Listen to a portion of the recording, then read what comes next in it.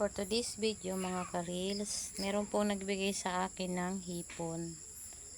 Yan po guys, oh. Madami siya. Bala ko sanang gawing okay kaso mo hindi namin kayang ubusin yan. Kaya ang gagawin ko po guys ay gagawin ko na lang po siyang bagoong alamang. Mamaya guys, papakita ko po sa inyo kung paano po ang pagproseso. Yan.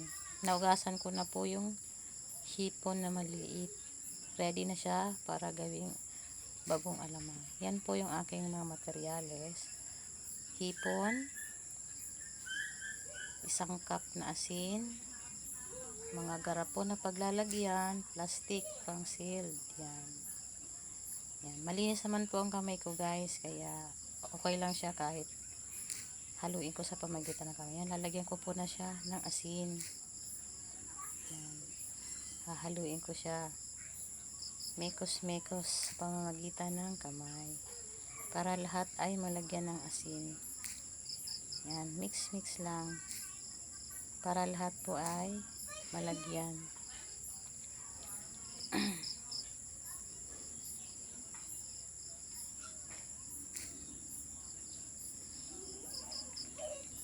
Yan po, nahalo na.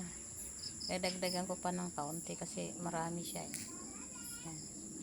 Maganda po guys pag maraming asin para hindi siya umamoy or bumaho. Talagang mabuburo siya pagka maraming asin. Maluluto siya sa pamamagitan ng asin. Yan. Nagtira po ako guys ng kaunti para panglagay sa ibabaw. Hindi ko po yan uubusin. Kailangan kasi mayroong panglagay sa ibabaw para pag natunaw yung asin, pupunta sa ilalim. Ang tawag po dito ay pagbuburo. Yung pagbuburo po ng hipon. Yan. Ngayon naman po, dahil tapos ko na siyang ihalo, ilalagay ko na po siya sa garapon. Malinis na po guys yung garapon at tinuyo ko siya. Yan. Ilalagay ko na po.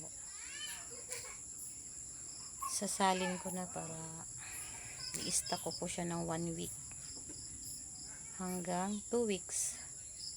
Pagtapos po nun guys, pwede na po siyang gamitin or iluto pag after 1 week or 2 weeks. Yan. Salin ko na po. Dalawa guys ang ginamit yung garapon para sa tingin ko kasi hindi kasya dun sa isa. Ayun. Isinalin ko ulit sa kabila para magpantay kasi mas marami yung isa. Yan. Okay na siya guys. Nailagay ko na at saka ko naman lalagyan ng asin sa ibabaw. Yan po.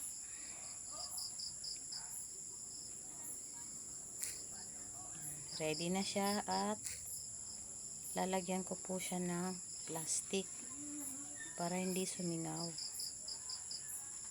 Kailangan nga lang po mahigpit yung pagtakip ng garapon para hindi sumingaw ang amoy ng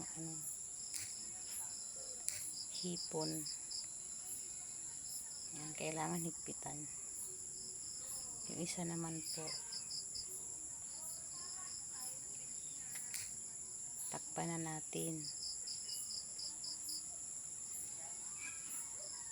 Yan. Hinigpitan ko po maigi para sigurado. Yan, okay na po guys. Okay na po yung aking alamang. I-stack ko na po siya for